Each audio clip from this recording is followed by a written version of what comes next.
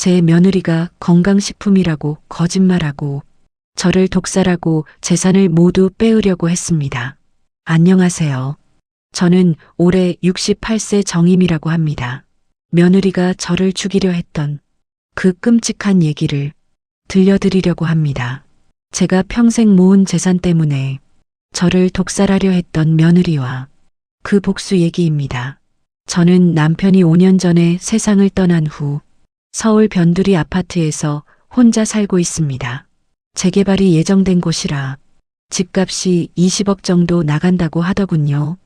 평생 허리 휘어가며 일해서 자식 공부시키고 집 마련한 전형적인 엄마였습니다. 아들 도윤이는 42세로 대기업 과장을 하고 있어요. 기본적으로 저를 챙기려는 어설픈 효자 타입입니다. 며느리 세진이는 39세로 제약회사 해외 영업팀에서 일해요. 겉으로는 밝고 세련되고 어른 공경하는 척 잘합니다. 손녀딸 은서는 8살로 저를 정말 잘 따르는 아이예요. 엄마 아빠가 하는 말을 필터 없이 그대로 말해버리는 순수한 아이였습니다. 저는 허리와 무릎이 아파도 아들 집에 가서 손녀 밥 챙기고 반찬 해다 주고 집안일도 많이 도와줬어요. 세진이는 겉으로는 어머니 힘드시면 말씀하세요라고 하지만 뒤로는 도윤이에게 어머니 혼자 사시는 것도 불안하고 아파트 관리도 힘들 텐데 차라리 우리랑 같이 사시면서 집은 정리하시면 좋지 않냐며 재산 얘기를 먼저 꺼냈더군요. 저는 슬쩍 눈치챘지만 그래도 요즘 애들 사는데 도움되면 그걸로 됐지 뭐라며 스스로를 설득하고 넘어갔습니다. 우리 나이에는 자식들이 편하게 사는 것만 보면 되니까요.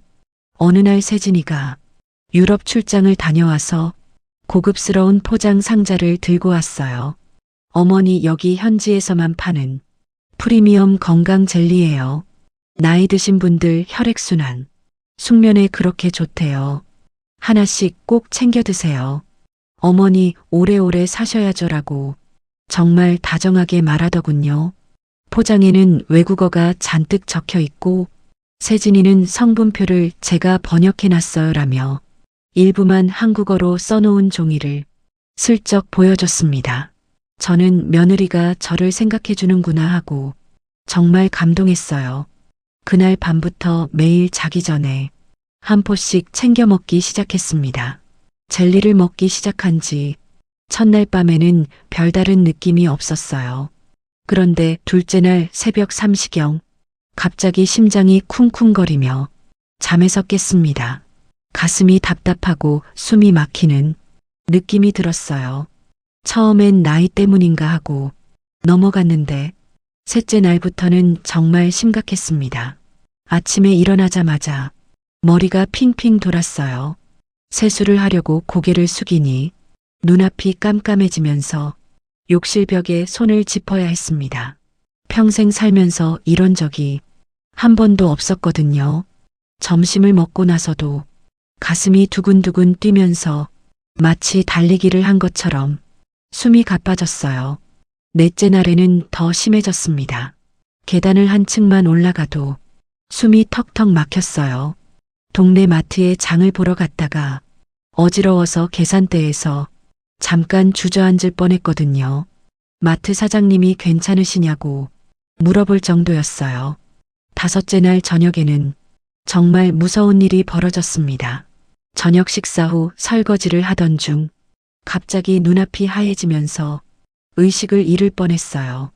싱크대에 손을 짚고 간신히 버텼는데 그때 정말 죽는 줄 알았습니다. 온몸에 식은땀이 흘렀거든요. 동네 병원에 갔을 때 세진이가 꼭 따라가겠다고 했어요. 어머니 혼자 가시면 위험하다면서 정말 걱정하는 척했거든요. 병원 대기실에서 기다리는 동안 세진이는 계속 제게 말했어요. 어머니 의사 선생님께 정확히 말씀드리세요. 언제부터 어지러우셨는지, 가슴이 언제 아프셨는지 자세히 설명해 드려야 해요. 진료실에 들어가니 60대 중반쯤 되어 보이는 남자 의사가 있었어요. 혈압부터 재고 청진기로 심장 소리를 들어봤습니다. 혈압이 평소보다 조금 높긴 한데 특별히 이상한 수치는 아니네요. 가슴 소리도 정상이고요. 요즘 잠은 잘 주무시는지, 식사는 제대로 하시는지 물었어요.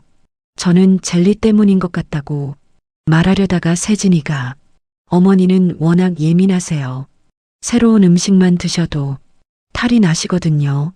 요즘 스트레스도 많이 받으시고라며 의사에게 먼저 설명했어요. 의사는 연세도 있고 요즘 잠도 제대로 못 주무셨죠? 과로와 연령 혈압 문제입니다. 특별히 큰 병은 아닌데 좀 쉬셔야겠어요. 혈압약 처방해 드릴게요라고 했습니다. 병원에서 나오는 길에 세진이가 저에게 말했어요. 어머니 보셨죠? 의사 선생님도 나이 때문이래요. 제가 드린 젤리는 오히려 몸에 좋은 거예요. 유럽에서 직접 가져온 거라 한국에서는 구할 수 없는 프리미엄 제품이거든요. 어느 날 도윤이가 퇴근 후 집에 들렀을 때 세진이가 일부러 제가 들으라는 듯 큰 소리로 말했어요. 당신 엄마 요즘 말 자꾸 반복하는 거 못 느꼈어? 방금도 같은 얘기 3번이나 하셨어. 혹시 치매 초기 아니야? 도윤이는 당황하면서도 정확히 모르니 애매하게 넘겼어요. 저는 뒤에서 그 말을 듣고 가슴이 철렁했습니다. 내가 치매인가? 내가 이상한 건가? 자기 자신을 의심하게 됐어요. 심리적으로도 완전히 무너지는 기분이었습니다. 어느 날 주말에 세진이가 마트에서 산 추석 선물 세트를 정리하면서 부엌에서 혼자 뭔가 갈아서 작은 병에 넣는 걸 저는 잠깐 스친 듯이 봤어요. 그때 세진이는 정말 조심스럽게 작업하고 있었거든요. 흰색 알약 같은 걸 몇 개 절구에 넣고 갈고 있었어요. 그리고 그 가루를 작은 유리병에 넣고 뚜껑을 꼭 닫더군요. 마치 비밀 작업을 하는 것처럼 주변을 계속 살피면서 말이에요. 세진아 뭐하니? 라고 물으니 깜짝 놀라며 뒤돌아봤어요. 아, 이거요? 어머니 드리는 건강보조제예요. 알약은 잘 못 드시니까 가루로 갈아두면 먹기 편하시잖아요 라고 했어요. 그런데 이상한 건 그 알약들이 제가 평소에 먹던 영양제와는 색깔이 완전히 달랐어요. 제 영양제는 노란색이었는데 세진이가 갈고 있던 건 하얀색 알약이었거든요. 어떤 약인지 물어보려 했는데 세진이가 재빨리 치워버렸어요. 어머니 곧 저녁 준비할게요. 오늘은 제가 요리해 드릴게요라며 부엌에서 나가라는 듯이 말했어요. 그때 저는 뭔가 석연치 않다는 느낌을 받았지만 며느리를 의심하는 게 죄스러워서 그냥 넘어갔습니다. 지금 생각해보니 그때 세진이가 만든 가루가 제 음식이나 차에 몰래 들어갔을지도 모르겠어요. 젤리만으론 부족해서 더 확실한 방법을 쓰려고 했던 것 같거든요. 사실 세진이는 처음부터 수상한 구석이 있었어요. 도윤이랑 결혼할 때도 제 재산에 대해 너무 자세히 알고 있었거든요. 첫 만남에서부터 어머니 집이 재개발 예정지라면서 나중에 보상금이 많이 나오겠네요 라고 그런 말을 서슴없이 했어요. 결혼식 때도 이상했어요. 신랑 신부가 양가 부모님께 인사드릴 때 세진이가 어머니 오래오래 건강하세요라고 말하면서 제 손을 꽉 잡았는데 그때 눈빛이 차가웠어요. 마치 계산하는 듯한 시선이었거든요. 신혼 초기에도 자꾸 제 건강에 대해 물어봤어요. 어머니 병원 정기검진 받으세요. 나이가 드시니까 미리미리 체크하셔야 해요라고 하면서 종합건강검진까지 권했거든요. 그때는 효녀인 줄 알았는데 지금 생각해보니 제 건강 상태를 파악하려고 했던 것 같아요. 결혼 1년 후부터는 노골적으로 재산 얘기를 꺼냈어요. 어머니 요즘 노인 사기가 많다던데 통장 관리 저희가 도와드릴까요? 혼자 사시니까 위험할 것 같아요라며 제 예금 규모까지 캐물었거든요. 그리고 보험 얘기도 자꾸 꺼냈어요. 어머니 나이에 맞는 보험이 있는지 알아보겠다며 제 보험 가입 현황을 샅샅이 조사했어요. 그때부터 계획하고 있었던 거죠. 심지어 제가 어디 아프다고 하면 과장되게 걱정하는 척 했어요. 어머니 큰 병원에 가보세요. 정밀 검사 받아야 할 것 같아요라며 마치 제가 큰 병에 걸리기를 바라는 것 같았거든요. 젤리를 먹고 더 어지러워지는 느낌이 심해지자 저는 아들 며느리 몰래 동네 약국에 들고 갔어요. 20년 알고 지낸 동네 약사가 포장을 유심히 보더니 말했습니다. 이거 어르신, 인터넷이나 직구로만 들어오는 제품 같은데 성분표가 좀 이상해요.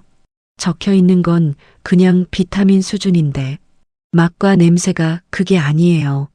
약사가 젤리 하나를 반으로 자르더니 냄새를 맡아봤어요.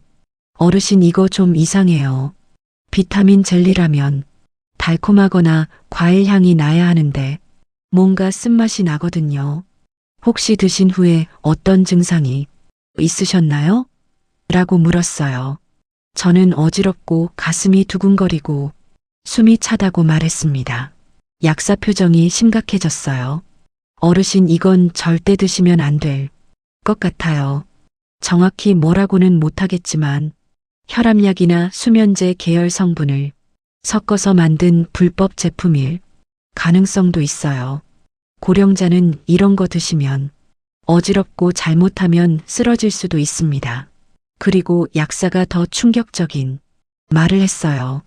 어르신 솔직히 말씀드리면 이런 젤리는 보통 누군가를 해치려는 목적으로 만들어지는 경우가 많아요. 특히 고령자분들한테는 정말 위험할 수 있거든요. 누가 주신 거예요? 라고 물었어요. 저는 순간 말문이 막혔습니다. 며느리가 줬어요 라는 말이 도저히 나오지 않았어요. 가족이 저를 해치려 했다는 생각을 인정하고 싶지 않았거든요. 아, 지인이 해외에서 보내줬다고만 할게요라고 둘러댄 뒤 약사가 당장 드시지 마시고 남은 건 보관해 두세요. 혹시 몰라서 경찰이나 보건소에 신고할 수도 있어요 라는 말을 듣고 젤리를 통째로 봉투에 넣어 챙겨왔습니다. 집에 돌아온 저는 며칠 전 우편함에 꽂혀 있던 생명보험 안내문을 떠올렸어요. 예전에 동네 보험 설계사가 권유해서 나중에 아들 도와주려고 들어둔 보험이 하나 있었거든요. 그런데 최근에 확인 전화가 한 번 온 적이 있었어요. 수익자 변경 서류 잘 접수되었습니다라는 말을 듣고 이상해서 설계사에게 전화를 걸어 확인해 봤습니다. 설계사가 어머님 지난달에 며느님이랑 같이 오셔서 수익자를 아드님 단독에서 아들 50% 며느리 50%로 바꾸겠다고 직접 서류에 사인하셨잖아요 라고 했어요. 저는 사인을 한 기억이 전혀 없었습니다. 제가 언제요? 라고 물으니 그때 허리가 많이 아프셔서 며느님이 대신 설명해 드리다가 사인하셨는데요. 아마 기억이 잘 안 나시나 봐요라고 했습니다. 그 말을 듣고 천천히 기억을 되짚어 봤어요. 한 달 전쯤 허리가 많이 아파서 침대에서 일어나기도 힘들었던 날이 있었거든요. 그때 세진이가 보험 관련 서류를 챙겨주겠다며 제 방으로 들어온 적이 있었어요. 어머니 보험회사에서 확인 서류가 왔는데 사인만 해주시면 된대요. 제가 다 확인해 봤는데 별거 아니에요 라고 했었죠. 그때 저는 허리 아픔 때문에 제대로 읽어보지도 못하고 세진이가 가리키는 곳에 대충 사인을 했었거든요. 그게 바로 보험 수익자 변경 서류였던 거예요. 아들 단독에서 아들 50%, 며느리 50%로 바뀐 그 서류를 제가 모르고 사인해버린 거였습니다. 그때 세진이가 얼마나 친절하게 어머니 편히 쉬세요. 제가 다 처리해 드릴게요 라고 했는지 이제야 기억났어요. 그 순간 등골이 서늘해졌어요. 언제 어디서 뭘 사인했지? 저는 전혀 기억이 없었거든요. 이쯤에서 머릿속에 보험과 수상한 젤리와 며느리라는 퍼즐이 자연스럽게 맞춰지기 시작했습니다. 도윤이가 저를 집에 데려다 주면서 차 안에서 뜬금없이 말했어요.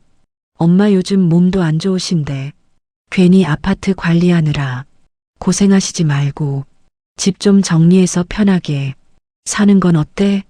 우리가 모실게. 집은 나중에 정리해도 되고라고요. 그때 도윤이 말투가 평소와 달랐어요.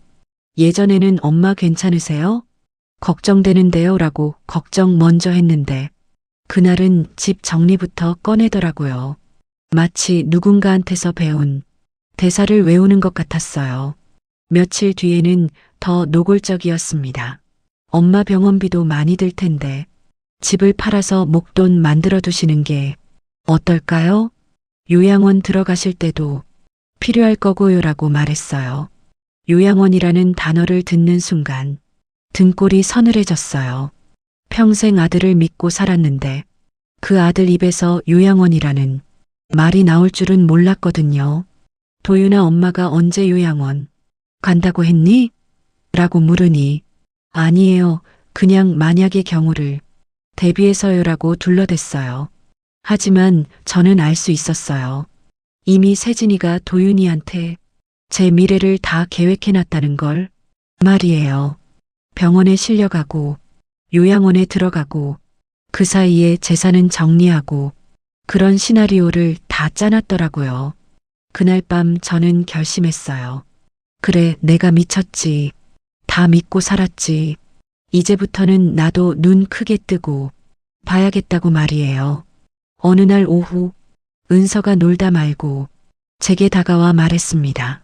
할머니 엄마가 그러던데 할머니는 약 많이 먹어서 이제 오래 못 사신대요. 제 심장이 멎는 줄 알았어요. 은서야, 그 말을 정말 엄마가 했어? 라고 물으니 응이라고 대답했어요. 오늘 아침에 친구랑 전화하면서 그랬어. 시어머니 요즘 조금만 먹어도 어지러워 하시니까 그 젤리 몇 개만 더 드리면 금방 누우실 거야 라고요. 그런데 은서가 더 충격적인 말을 했어요. 할머니 엄마가 또 그랬어. 할머니 돌아가시면 우리가 큰 집으로 이사 간대. 그리고 은서 학원비도 많이 낼 수 있대. 할머니 집이 돈이 많이 된대요. 저는 온몸이 떨렸습니다. 은서는 순수한 아이라 엄마가 하는 말을 그대로 따라하는 거였어요. 할머니 왜 울어? 내가 잘못 말했어? 라고 은서가 걱정스럽게 물었어요. 아니야 은서야. 할머니가 그냥 기뻐서 그래. 우리 은서가 할머니 생각해줘서 고마워서 우는 거야 라고 말하며 은서를 꼭 안아줬어요. 하지만 속으로는 분노가 치밀어 올랐습니다. 그날 저녁 은서가 또 말했어요. 할머니 엄마가 아빠한테도 그랬어요. 시어머니 건강이 안 좋으니까 빨리 집 정리하는 게 좋겠다고. 병원비도 많이 들 텐데 미리 준비해야 한다고 했어요. 아빠는 그러면 안 된다고 했는데 엄마가 현실을 봐야 한다고 소리쳤어요. 그리고 은서가 더 충격적인 말을 했어요. 할머니 엄마가 친구들한테 자랑했어요. 시어머니 집이 곧 재개발되면 30억은 나올 거라고. 그럼 우리가 강남으로 이사 갈 수 있다고 했어요. 은서 말로는 세진이가 전화 통화할 때마다 시어머니 얘기를 했다고 해요. 나이도 많고 혼자 사니까 언제 쓰러져도 이상하지 않다. 요즘 치매 기미도 보이는 것 같다. 그런 말들을 자주 했다고 해요.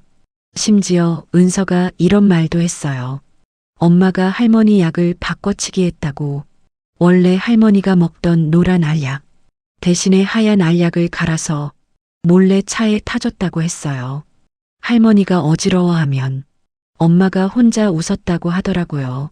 또 세진이가 평소에 하던 말이 할머니가 돌아가시면 보험금이 5천만 원 나온다. 집값과 합치면 35억 정도 될 거다. 은서 사교육비도 충분하고 해외여행도 갈 수 있다. 그런 계산을 항상 하고 있었대요. 듣고 있으니 정말 소름이 끼쳤어요. 세진이가 얼마나 치밀하고 냉혹한 계획을 세웠는지 은서의 순진한 말을 통해 다 알 수 있었거든요. 그날 밤 저는 잠이 오지 않아 물을 마시려고 부엌으로 나가다가 거실에서 들려오는 세진이의 통화 소리를 듣게 되었습니다. 아유, 시어머니요? 요즘 보니까 진짜 오래 못 버티실 것 같아요. 어지럽다 숨차다 맨날 그러시거든요. 상대방이 뭔가 묻는 듯 잠깐 침묵이 흘렀어요. 병원? 굳이요? 괜히 큰 병원 가면 검사만 잔뜩 하고 오히려 오래 사신다니까요. 그냥 집에서 쉬시게 하는 게 낫죠. 제가 챙겨드리는 거 조금만 더 드시게 하면 몸이 알아서 정리될 거예요. 그리고 마지막 한마디가 제 가슴을 찢었습니다. 그래야 보험금 정리도 되고 집도 도윤이 앞으로 빨리 넘길 수 있죠. 저도 이제 좀 숨 좀 쉬고 살아야죠, 안 그래요? 저는 더 이상 버티지 못하고 부엌 앞에서 컵을 떨어뜨리며 쨍그랑 소리를 냈어요. 세진이가 깜짝 놀라 뒤돌아봤습니다. 어머니, 언제부터 거기 계셨어요? 라고 했어요. 제 얼굴은 분노와 배신감과 절망이 뒤섞인 표정이었을 거예요. 세진아, 내가 말한 정리가 대체 뭘 말하는 거냐? 라고 물었습니다. 며느리는 필사적으로 둘러댔어요. 그게 아니라요, 어머니. 제가 보험도 정리해드리고 집 문제도 빨리 깔끔하게 해드리려고요라고 했습니다. 하지만 저는 이미 확신했어요. 이 며느리는 제 삶을 연장시키려는 게 아니라 제 죽음을 계산하고 있었다는 것. 그날 밤 저는 혼자 방 안에서 오열했습니다. 내가 평생을 고생해서 마련한 집과 돈이 결국 저 애들 눈에는 내 목숨값으로 보였던 거냐며요. 한 30년 전이 떠올랐어요. 남편과 함께 새벽 5시에 일어나 시장에서 야채 장사를 하던 시절, 손이 얼어터져도 돈 한 푼이라도 더 벌려고 애썼던 그 시절 말이에요. 도윤이 대학 등록금 마련하려고 밤새 일하다가 쓰러진 적도 있었죠. 그때가 정말 힘들었어요. 겨울엔 새벽 4시에 일어나 도매시장에서 배추며 물을 떼어와 손수레로 끌고 다니며 팔았거든요. 손가락이 터서 피가 나도 장갑을 끼고 일했어요. 여름엔 뜨거운 아스팔트 위에서 하루 종일 서 있다가 집에 와서 발이 퉁퉁 부었죠. 그렇게 10년을 일해서 도윤이 대학을 보냈어요. 의대는 못 보냈지만 그래도 좋은 대학 공대를 졸업시켰거든요. 졸업식 날 도윤이가 엄마 고생 많이 하셨어요라며 울던 모습이 아직도 생생해요. 남편이 공사장에서 일하다 허리를 다쳤을 때는 제가 혼자서 생계를 꾸려갔어요. 야채 장사하면서 밤엔 식당에서 설거지도 하고 새벽엔 신문 배달까지 했죠. 하루에 3시간 밖에 못 잤던 날들이 1년 넘게 계속됐어요. 그때 제가 젊었으니까 버텼지. 지금 생각해보면 어떻게 그런 고생을 했나 싶어요. 하지만 자식 잘 되라고 그 모든 고생을 감수했는데 그 자식의 아내가 저를 죽이려 한다니 정말 어이가 없었어요. 그때 세진이는 어디 있었을까요? 편안한 집에서 공부만 하고 부모님 돈으로 대학 다니면서 편하게 살았겠죠. 그런 애가 지금 제 목숨을 계산하고 있다니 정말 기가 막혔어요. 우리 나이에는 자식들이 잘 사는 것만 봐도 충분하다고 생각했는데 그게 제일 큰 착각이었어요. 자식도 며느리도 결국엔 돈만 보는 거였습니다. 제가 살아있는 게 방해가 되니까 빨리 죽으면 좋겠다고 생각하는 거였어요. 평생 고생한 세월이 한순간에 무너지는 기분이었어요. 아무리 가족이라도 내 생명을 위협하는 사람은 가족이 아니라는 걸 이제야 깨달았습니다. 68년을 살면서 이런 배신을 당할 줄은 몰랐어요. 다음 날 저는 아무 말 없이 법무사와 변호사와 보험 설계사를 차례로 찾아갔습니다. 먼저 동네 법무사 사무실에 갔어요. 50대 여자 법무사였는데 제 사정을 듣더니 정말 놀라더라고요. 어르신, 그럼 며느님이 실제로 독살을 시도하신 거예요? 경찰에 신고하셔야 하는 거 아닌가요? 라고 말했습니다. 저는 아니에요. 가족 망신은 시키고 싶지 않아요. 다만 제 재산만은 제대로 정리하고 싶어요라고 했어요. 법무사가 그럼 유언장 작성과 상속 구조 변경을 해드릴게요. 하지만 시간이 좀 걸릴 수 있어요라고 했습니다. 변호사 사무실에서는 더 자세한 상담을 받았어요.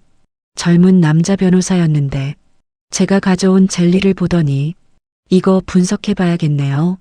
만약 정말 독성 물질이 들어있다면 형사 고발도 가능해요라고 했어요. 하지만 저는 고발은 원하지 않는다고 했습니다. 다만 제 재산에서 며느리를 완전히 제외하고 손녀에게만 물려주고 싶다고 했어요.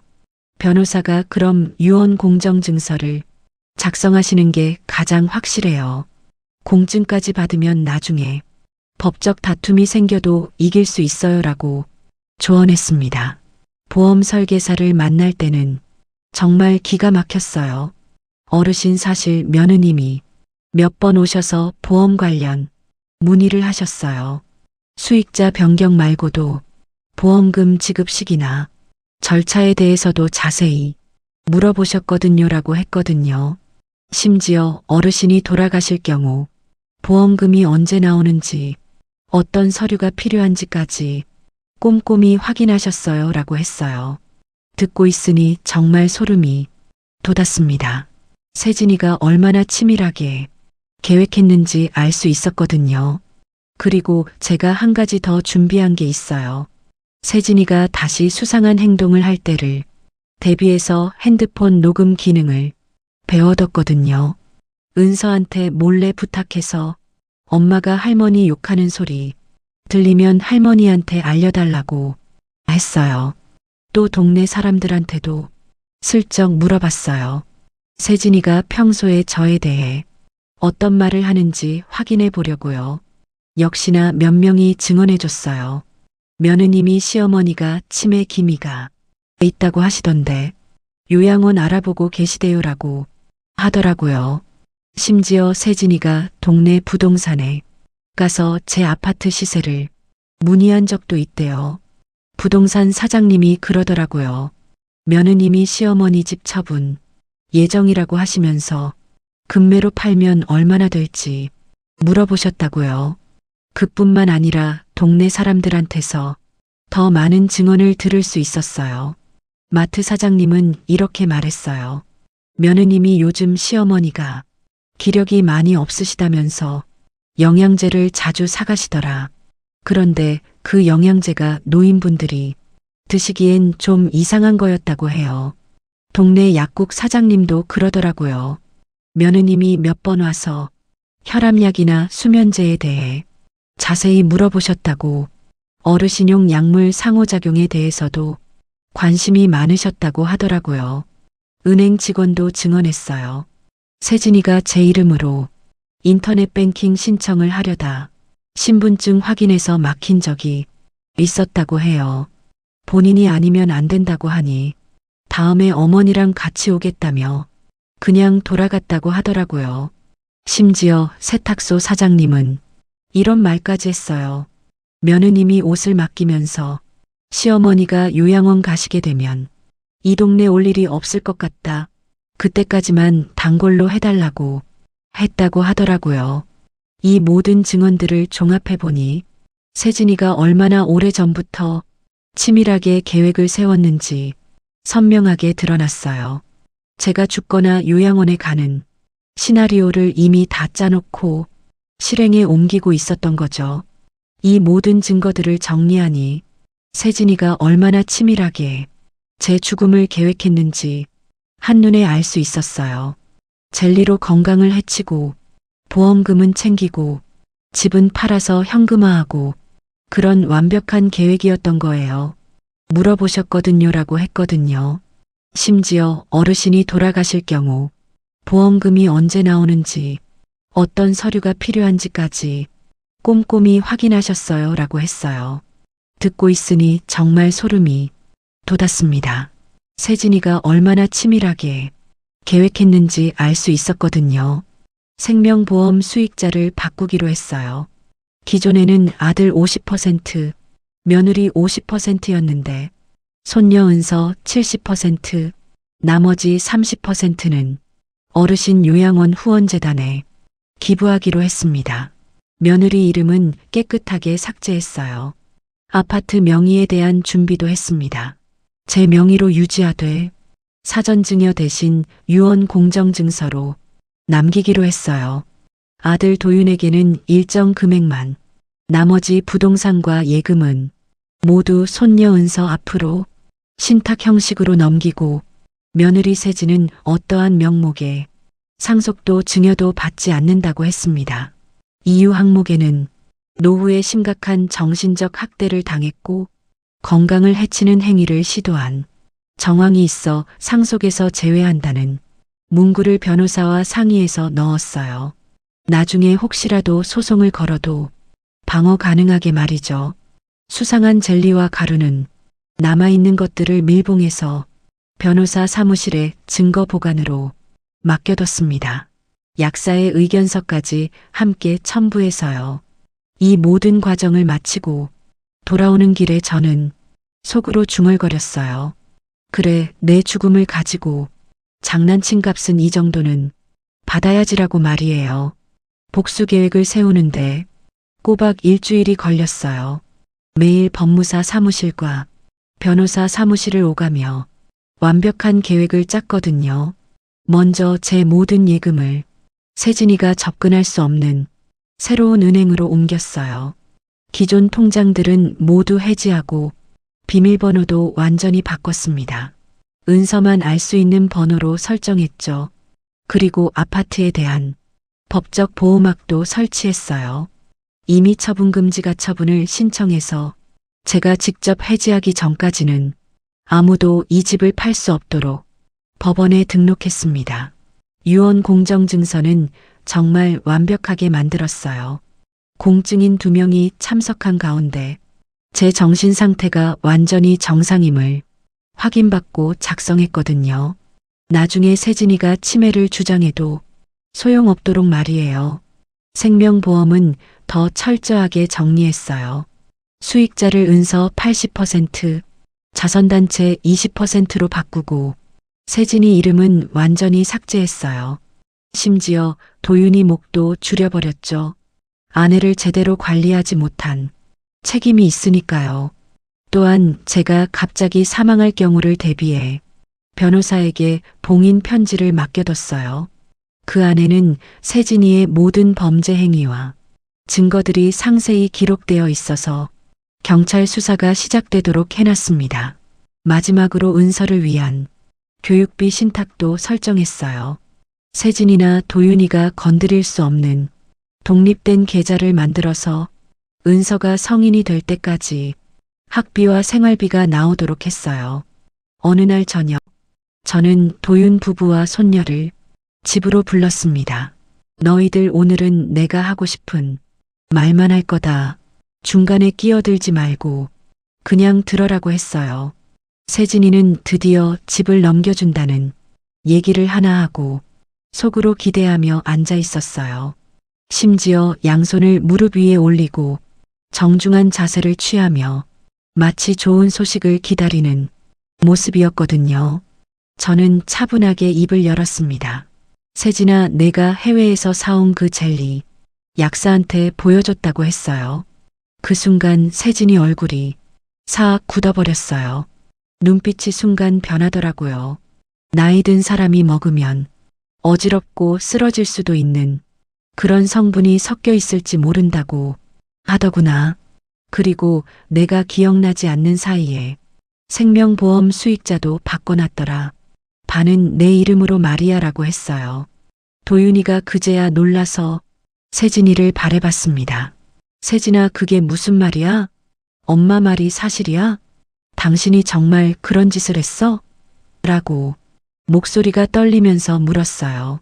세진이는 당신도 같이 갔잖아. 어머니가 동의하셔서 그때 분명히 사인하셨어라고 소리쳤습니다. 하지만 목소리가 높아질수록 더 거짓말처럼 들렸어요. 저는 말을 끊었습니다. 은서가 그랬다. 엄마가 젤리 몇 개만 더 먹으면 할머니 금방 누우실 거라고 했다고 내 입으로도 들었고라고 했어요. 그때 은서가 엄마를 바라보며 말했어요. 엄마 정말 그렇게 말했어. 할머니 아프면 우리가 큰 집으로 이사 간다고도 했어. 은서야 입 다물어라며 세진이가 소리쳤어요. 방 안 공기가 완전히 얼어붙었습니다. 도윤이는 머리를 감싸쥐고 세진이는 변명을 늘어놓기 시작했어요. 어머니, 제가 그런 뜻으로 말한 게 아니에요. 진짜 어머니 건강 걱정해서 그런 거예요 라고 했어요. 하지만 이미 늦었죠. 진실은 다 드러났으니까요. 나는 경찰에 가지 않았다. 이유는 하나다. 우리 가족 망신시키고 싶지 않아서 대신 내가 할 수 있는 선에서 너희한테 줄 수 있는 판결은 다 내려놨다고 말했어요. 저는 준비해온 서류 봉투를 꺼내 도윤 앞에 놓았습니다. 이건 내 유언 공정증서다. 내 아버지랑 내가 평생 모은 것들 은서 몫으로 다 돌려놨다. 너한텐 약간의 현금만 남겼다. 세진이 넌 내 상속에서 깨끗이 제외했다고 했어요. 세진이가 벌떡 일어나 소리쳤습니다. 어머니, 그게 지금 말이 됩니까? 제가 그동안 얼마나라고요. 저는 마지막으로 한마디 했습니다. 너는 내 목숨값을 계산했다. 얼마에 죽어주면 좋은지 내 방식대로 계산했겠지. 그런데 내 목숨값은 내가 정하는 거다. 너한테는 한 푼도 줄 수 없다. 도윤이는 처음엔 혼란스러워했지만 며칠 동안 은서에게 다시 확인하고 보험 설계사와 약사에게 연락해보며 하나씩 사실을 확인했습니다. 결국 세진이가 어머니 빨리 정리되면 우리도 숨통이 트인다는 식으로 여기저기 말하고 다녔던 정황까지 듣게 되면서 완전히 무너졌어요.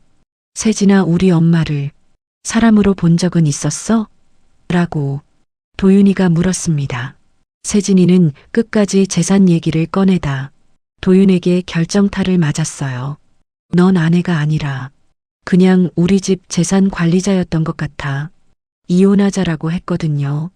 이후 며느리는 집을 나가고 친정 집으로 돌아가 빚과 소송에 시달리며 지낸다는 소식을 들었어요. 도윤이는 이혼 절차를 밟으면서 제게 정말 미안하다며 매일 찾아와 사과했어요. 엄마, 제가 눈이 멀어서 아내 말만 믿고 살았어요. 정말 죄송해요라며 눈물까지 흘렸거든요. 하지만 저는 냉정했어요. 도윤아, 내가 사과한다고 달라지는 건 없다. 내 아내가 내 목숨을 노렸는데 내가 그걸 눈치채지 못했다는 건 결국 너도 나를 제대로 사랑하지 않았다는 뜻이야 라고 말했습니다. 도윤이는 그 말을 듣고 정말 충격을 받았나 봐요. 그 뒤로 매주 토요일마다 은서와 함께 찾아와서 집안일도 도와주고 장도 봐주고 있어요. 예전보다 훨씬 더 세심하게 저를 챙겨주고 있거든요. 최근에는 도윤이가 새로운 사람을 만난다고 하더라고요. 직장 동료인데 정말 착한 사람이라며 나중에 엄마께 인사드리고 싶다고 조심스럽게 말하더군요. 저는 내가 행복하면 된다고 했어요. 그런데 그 여자분이 정말 좋은 사람이에요. 며칠 전에 도윤이랑 함께 와서 인사를 드렸는데 정말 겸손하고 예의 바르더라고요. 어머니 안녕하세요. 도윤 씨가 어머니 얘기를 많이 해줘서 꼭 뵙고 싶었어요 라고 했거든요. 그분은 세진이와는 완전히 달라요. 재산이나 집에 대해서는 전혀 관심을 보이지 않고 오히려 제 건강과 안부만 걱정해 주시더라고요. 은서와도 금방 친해졌어요. 도윤이가 말하기를 이번엔 정말 신중하게 선택했다고 하더라고요. 어머니께 피해드릴 일은 절대 없을 거라고 약속했어요. 저도 이번엔 믿어보기로 했습니다. 세진이가 집을 나간 후에도 계속 연락을 해왔어요. 어머니, 제가 정말 잘못했어요. 다시 기회를 주세요라며 울면서 빌었지만 저는 전화도 받지 않았어요. 제 목숨을 위협한 사람한테 기회를 줄 이유가 없거든요. 그러다 어느 날 세진이가 아예 집 앞에 나타났어요. 무릎을 꿇고 빌면서 어머니, 제발 용서해 주세요. 제가 미쳤었어요라고 소리쳤거든요. 하지만 저는 문도 열어주지 않았어요. 대신 창문 너머로 말했습니다. 세진아, 내가 지금 무릎 꿇는 이유가 진짜 미안해서야? 아니면 재산 때문이야? 솔직히 말해봐라고요. 그러자 세진이 본색을 드러냈어요. 어머니, 그럼 정말 한 푼도 안 주실 거예요? 제가 그동안 얼마나 고생했는데요. 시어머니 모시는 게 얼마나 힘든 일인지 아세요? 라며 소리를 지르기 시작했어요. 심지어 이런 말까지 했어요. 어차피 어머니도 얼마 못 사실 거 미리 정리해서 뭐가 나빠요? 요양원 가실 바에야 집에서 편하게 가시는 게 더 좋은 거 아니에요? 라고 정말 충격적인 말을 했거든요. 그때 저는 확신했어요. 이 여자는 진짜로 저를 죽이려 했구나. 그리고 지금도 전혀 뉘우치지 않는다는 걸요. 동네 사람들이 모여들기 시작하자 세진이는 더 흥분했어요. 다들 뭘 봐요? 시어머니가 며느리를 쫓아낸다고요. 제가 뭘 잘못했다고 이렇게 당해야 해요? 라며 피해자 행세를 하기 시작했어요. 그때 동네 할머니 한 분이 말했어요. 며느리가 시어머니한테 독 먹인 거 우리 다 알고 있어. 부끄러운 줄도 모르고 여기서 뭐 하는 거야? 라고요. 세진이는 그제야 당황해서 그런 게 아니라고 변명했지만 이미 늦었죠. 동네 사람들 모두가 세진이의 진짜 모습을 똑똑히 봤으니까요. 결국 세진이는 욕설을 퍼부으며 사라졌어요. 그 뒤로는 연락도 안 왔습니다. 동네 사람들 사이에서는 소문이 쫙 퍼졌어요. 며느리가 시어머니를 독살하려 했다는 소문이 입에서 입으로 전해졌거든요. 처음에는 저도 창피했지만 시간이 지나니 오히려 다른 어르신들이 저를 대단하다고 여기더라고요. 경로당에 가면 할머니들이 정임 씨 정말 용감하시네요. 우리도 며느리들 조심해야겠어요 라며 제 편을 들어주셨어요. 심지어 제가 영웅처럼 여겨지기 시작했어요. 몇 달 후 저는 동네 경로당에서 다른 할머니들과 웃으며 수다를 떨고 있었습니다. 손녀 은서는 학교 끝나고 제 집으로 달려와 안겼어요. 은서는 부모님이 이혼한 후로 더 착해졌어요. 할머니, 오늘 도덕 시간에 배웠어요. 가족을 사랑하는 사람은 돈 때문에 가족을 힘들게 하면 안 된대요. 아빠가 그러더라고요. 엄마 잘못이니까 은서는 할머니만 믿고 살라고요. 그리고 할머니가 은서 학비 다 대주신다고 하니까 정말 고맙다고 했어요. 요즘 은서는 주말이면 저와 함께 시간을 보내요. 할머니랑 쿠키도 만들고 같이 영화도 보고 산책도 다녀요. 은서가 할머니 덕분에 세상에서 제일 행복하다고 말할 때마다 눈물이 나요. 은서는 정말 똑똑한 아이예요. 엄마가 했던 나쁜 일들을 다 기억하고 있으면서도 그런 어른이 되면 안 된다는 걸 스스로 깨닫고 있어요. 할머니, 저는 엄마처럼 살지 않을 거예요. 할머니처럼 착한 사람이 될 거예요 라고 다짐하는 모습을 보면 정말 기특해요. 최근에는 은서가 저한테 용돈 관리법도 가르쳐 달라고 했어요. 돈을 어떻게 모으고 어떻게 써야 하는지 배우고 싶다고 하더라고요. 그래서 은서만의 통장을 만들어주고 매달 용돈의 일부를 저축하는 습관을 길러주고 있어요. 은서는 장래 희망이 할머니를 돌봐주는 간병사래요. 할머니가 아프시면 은서가 돌봐드릴 거라고 정말 진지하게 말하더라고요. 그 말을 들으니 가슴이 뭉클해졌어요. 세진이가 저를 해치려 했지만 결과적으로는 은서와 저희 관계가 더 끈끈해졌어요. 진짜 가족이 누구인지 확실하게 알게 됐거든요. 저는 잠시 멈칫했다가 부드럽게 웃으며 손녀를 안아줬습니다.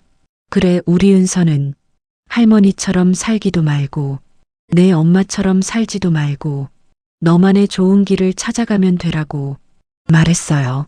저는 오래된 아파트 베란다에서 노을 진 하늘을 바라보며 생각했습니다. 돈이 많다고 꼭 행복한 건 아니고 돈이 없다고 다 불행한 것도 아니더라고요. 확실한 건 하나예요.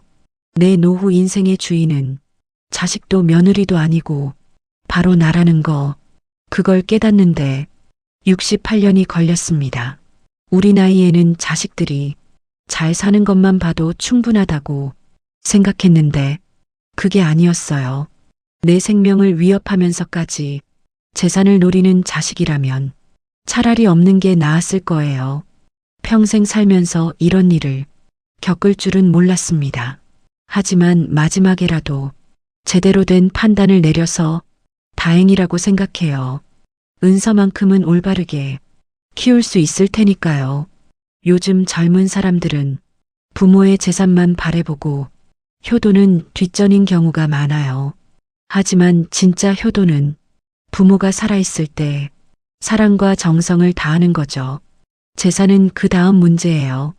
고생한 세월이 아깝지 않다면 거짓말이겠지만 그래도 손녀딸이 있어서 다행이라고 생각합니다.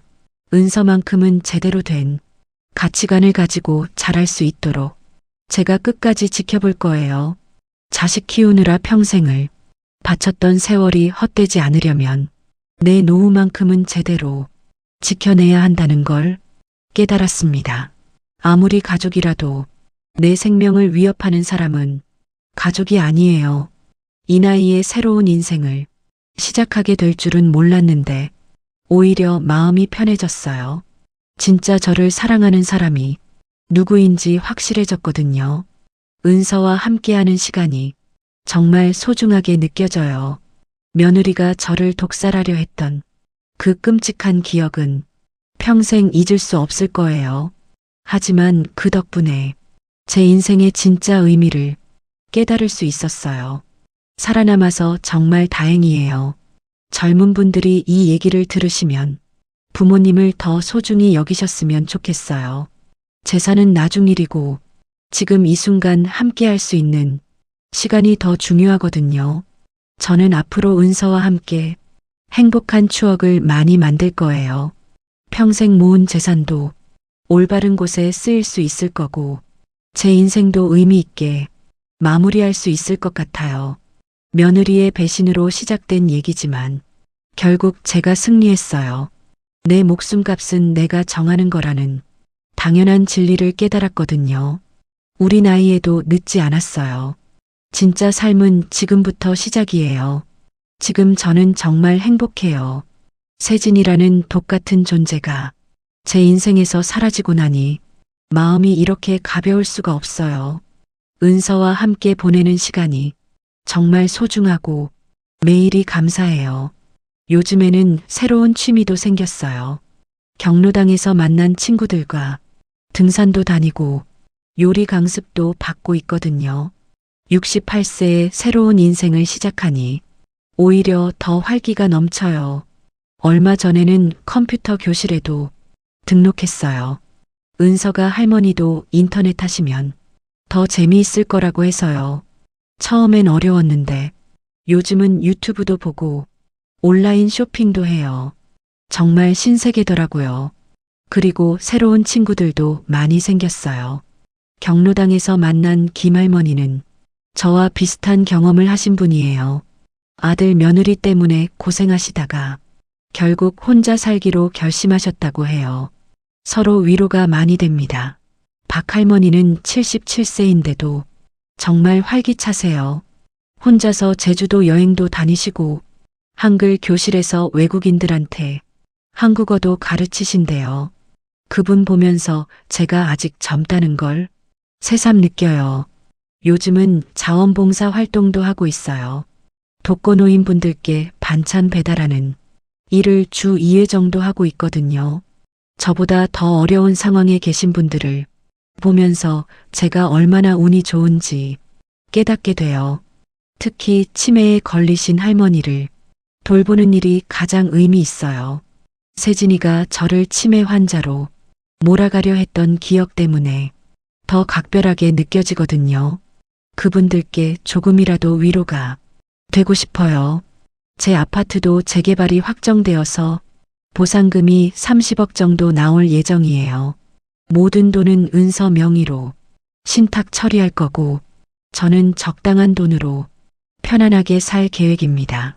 세진이는 한 푼도 받지 못하겠죠. 재개발로 이사를 가게 되면 은서 학교 근처로 이사할 생각이에요. 아직 10년은 더 건강하게 살 수 있으니까 은서가 대학 들어갈 때까지는 제가 옆에서 지켜볼 거예요. 그 아이가 올바르게 자랄 수 있도록 제가 책임지고 싶어요. 그리고 자선 사업도 해볼 계획입니다. 세진이 같은 며느리들 때문에 고생하는 시어머니들을 위한 상담센터를 만들고 싶어요.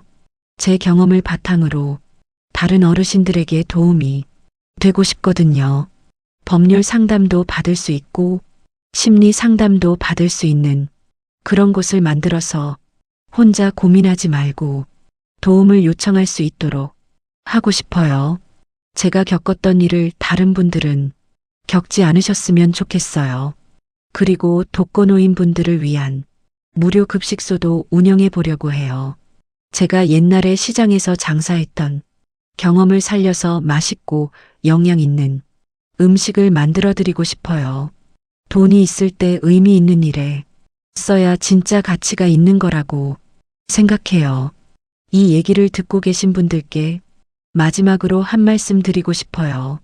아무리 가족이라도 여러분의 생명과 존엄을 위협하는 사람이 있다면 단호하게 대처하세요. 나이가 들었다고 당하고만 살 이유는 없어요. 특히 며느리나 사위가 부모님의 재산에만 관심을 보이고 건강이나 안전을 무시한다면 조심하시기 바랍니다. 제처럼 위험한 상황까지 갈 수도 있거든요. 우리가 평생 고생해서 모은 돈이 우리를 해치는 도구가 되어서는 절대 안 됩니다. 내 재산의 주인은 나이고 내 삶의 주인도 나예요. 그걸 잊지 마세요. 마지막으로 은서에게 해주고 싶은 말이 있어요. 할머니가 이런 힘든 일을 겪었지만 은서 덕분에 다시 희망을 찾을 수 있었어. 내가 있어서 할머니는 정말 행복해. 앞으로도 착하게 자라서 할머니 자랑스러운 손녀가 되렴. 저는 이제 진짜 자유로워졌어요. 아무도 제 인생을 조종할 수 없고 제가 원하는 대로 살 수 있게 되었거든요. 68세부터 시작하는 새 인생이 정말 기대됩니다. 감사합니다. 제 사연이 재밌었다면 구독과 좋아요 부탁드립니다. 다음에 또 재미있는 얘기로 찾아올게요. 안녕히 계세요.